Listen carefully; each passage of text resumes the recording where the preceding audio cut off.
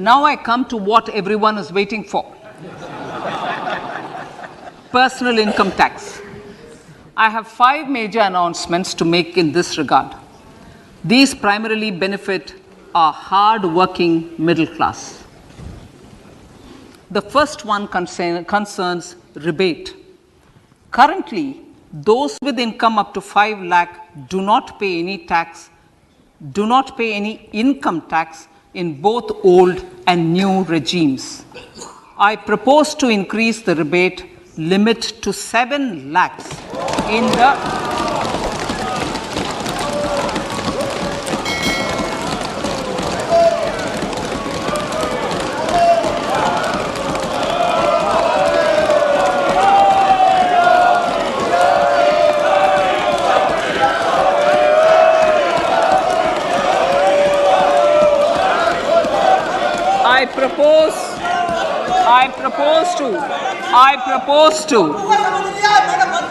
I propose to increase the rebate limit to 7 lakh in the new tax regime.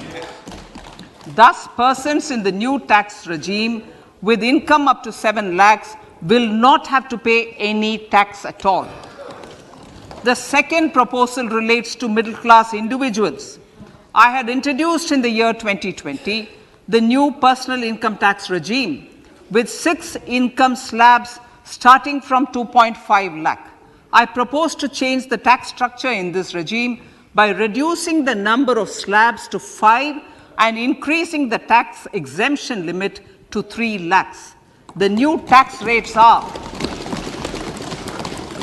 0 to 3 lakh, nil; 3 to 6 lakhs, 5%; 6 to 9 lakhs, 10%; 9 to 12 lakh, 15%; 12 to 15 lakhs, 20%; and above 15 lakhs, 30%. This will provide major relief to all taxpayers in the new regime. An individual with an annual income of 9 lakhs will be required to pay only 45,000 rupees. This is only 5% of his or her income. It is a reduction of 25% on what he or she is required to pay now. That is 60,000. So in the place of 60,000, it is now only 45,000. Similarly, an individual with an income of 15 lakh rupees would be required to pay only 1.5 lakh or 10% of his income or her income, a reduction of 20% from the existing liability of 1,87,500 rupees. My third proposal is for the salaried class and the pensioners, including family pensioners, for whom I propose to extend the benefit of standard deduction to the new tax regime. Each salaried person with an income of 15.5 lakh rupees or more will thus stand to benefit by 52,500 rupees. My fourth announcement in personal income tax is regarding the highest tax rate, which in our country is 42.74%. This is among the highest in the world. I propose to reduce the highest surcharge rate from 37% to 25% in the new tax regime.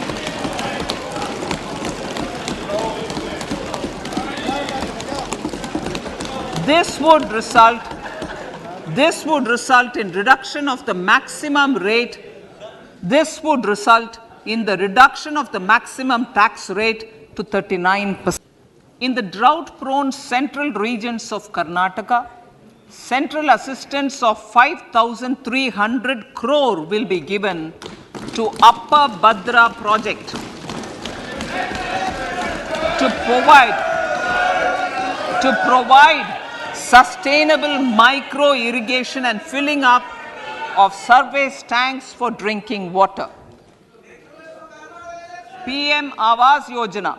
The outlay for PM Awas Yojana is being enhanced by 66% to over 79,000 crores. Bharat's shared repository of inscriptions will be set up in a digital epigraphy museum with digitization of 1 lakh ancient inscriptions in the first stage. Support for poor prisoners. For poor persons who are in prisons and unable to afford the penalty or the bail amount, required financial support will be provided. Priority number 3, infrastructure and investment. Investments in infrastructure and productive capacity have a large multiplier impact on growth and employment. After the subdued period of the pandemic, private investments are growing again. The budget takes the lead once again to ramp up the virtuous cycle of investment and job creation. Honorable Speaker, sir, the capital investment outlay is being increased steeply for the 3rd year in a row by 33% to 10 lakh crores, which would be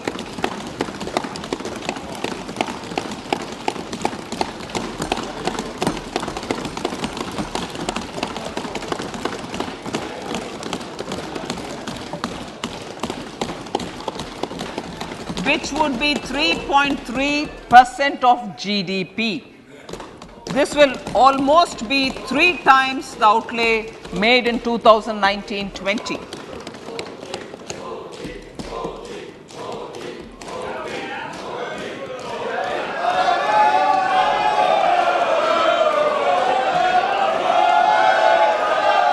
This substantial increase in recent years is central to the government's efforts to enhance growth potential and job creation, crowd in private investments, and provide a cushion against global headwinds.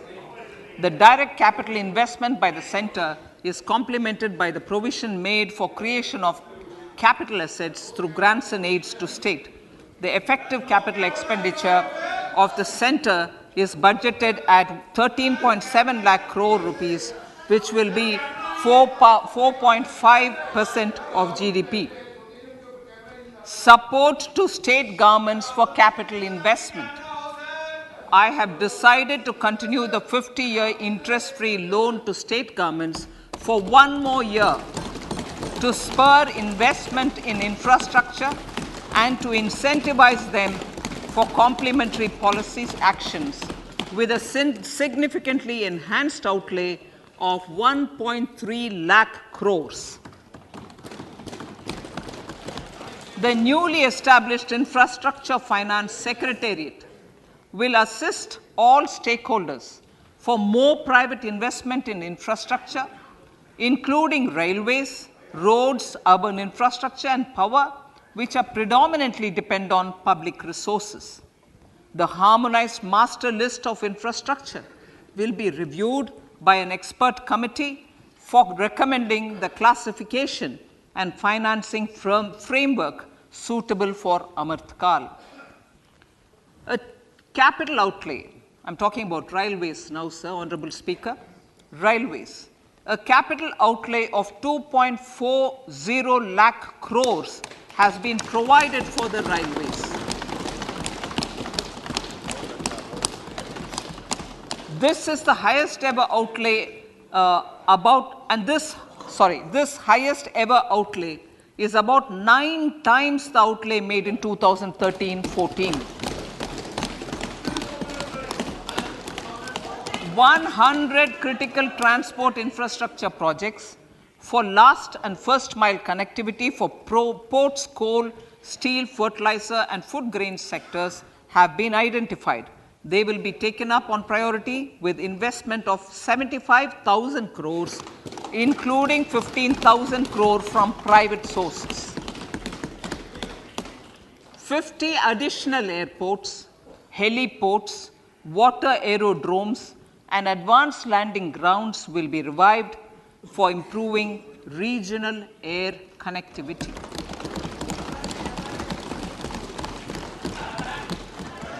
Sustainable cities for tomorrow.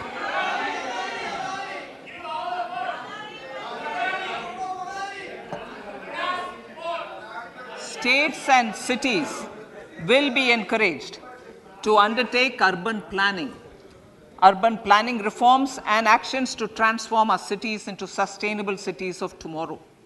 This means efficient use of land resources, adequate resources for urban infrastructure, transit-oriented development, enhanced availability and affordability of urban land and opportunities for all. Through property tax governance reforms and ring-fencing user charges on urban infrastructure, cities will be incentivized to improve their creditworthiness for municipal bonds. Like the RIDF, an urban infrastructure development fund will be established through use of priority sector lending shortfall.